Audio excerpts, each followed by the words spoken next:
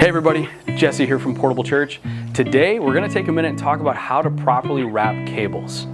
First we're going to start off by doing it the wrong way, which is what we call the dad wrap. This is where you take your cable and you be very mean to it, and you just grab your end and you start doing the over the elbow coil.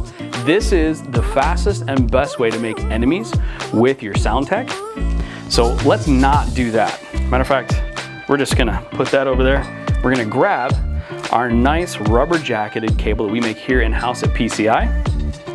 And I'm gonna show you how to do this correctly. There really is a right way and a wrong way.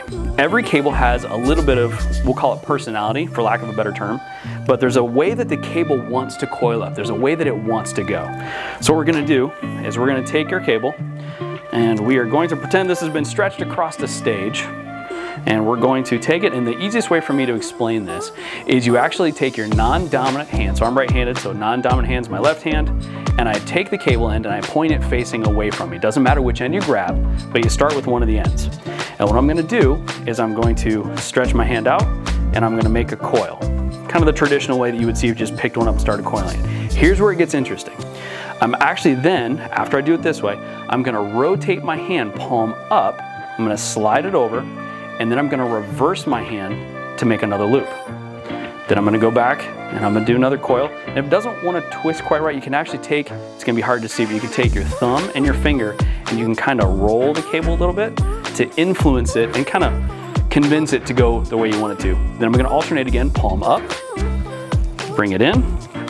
And if you have an older cable, sometimes you'll figure out how it wants to go, but so then you'll do your roll, palm, roll, and bring the last one in.